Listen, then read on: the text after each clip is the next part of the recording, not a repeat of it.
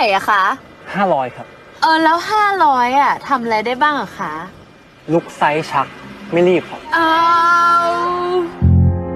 อย่างภาษาอังกฤษในศัพท์ผมได้ทุกคำเลยอย่างเสื้อยืดกางเกงยีนรองเท้าผ้าใบกางเกงในตากไว้ที่บ้านภาษาอังกฤษได้ไหมภาษาอังกฤษได้ครับผมอย่างจมูกโน้ตตาอายหูเอียปากเมาส์ลิ้นเลีย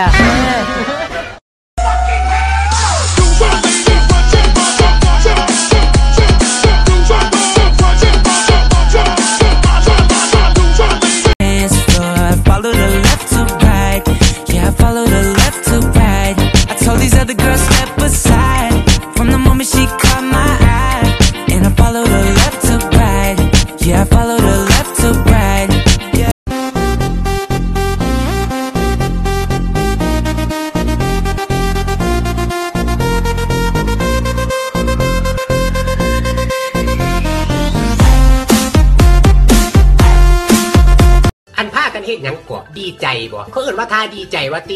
ดีใจก็ปบมือก็ได้ตัวรถพากันไม่เห็นมันยากแม่มันสิยากอีหยังเบิ่งขอเสียให้เบิ่งนี่โอ้มืออีกแล้วคือเสียบ่ได้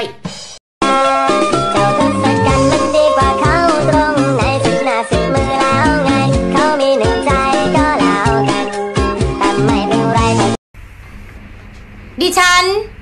นกตุ๊กกี้นกหรืออีแรงเนี่ยฮะ Lady and gentlemen โอ้ยเอาภาษาไทยเธอที่รักเธอรอฉันก่อนฉันคือผู้ชายที่เธอฝันใฝ่กอดกันมันอบอุ่นคลายหนาวนอนนุ่นแต่ขณะที่เธอกำลังหาวตอนฉันหลับเธอก็ปลุกในตอนเช้ายามฉันกลับเธอก็แค่จูบละเบาๆ baby ต้องให้เธอเอาแต่ใจต้องการแค่ Oh my godหลอกให้รักทำไมแต่เธอไม่คิดจริงใจตั้งแต่แรกเห็นเล่นโทรมาหาตั้งเช้า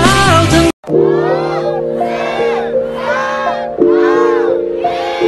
She got me going psycho She got me going down เอาเงินมาใส่กูเงินที่มึงยืมกูมันก็จนแล้วได้วันนี้มึงสิเอาส่งตอนที่มึงอยากได้มึงก็เว้าดีบัดกูให้มึงแล้วมึงก็หายหน้านี้โทรหาก็บ่รับสายมองดูคนมากมายสลับกันไปกับมองตัวเองยิ่งมองดูก็ยิ่งสงสัย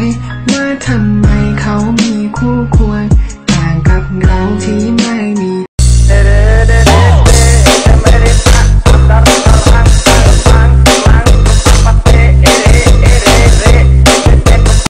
ตัวอีโสดพร้อมคบพร้อมรบกับแฟนก็เจอท่านน้องพร้อมหัวใจอ้ายก็ว่าเสมอหากว่าจริงจังคบเป็นเล่นก็ได้นะจ๊ะกันอ้ายได้น้องได้เป็นแฟนน้องอ้ายสิดูแลน้องรับ So perf Everything you do is so perf Wake up in the morning so perf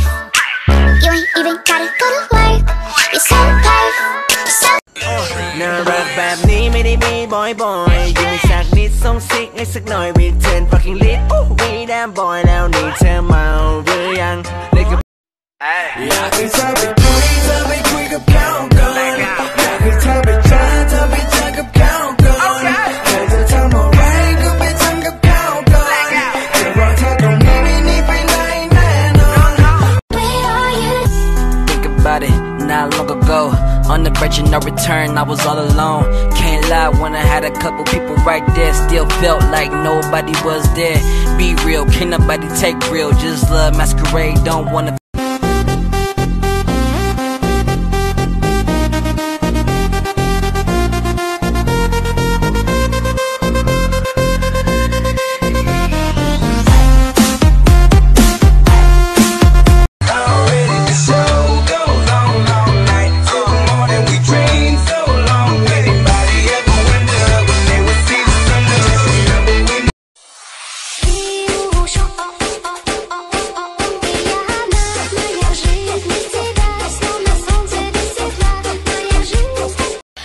หน้า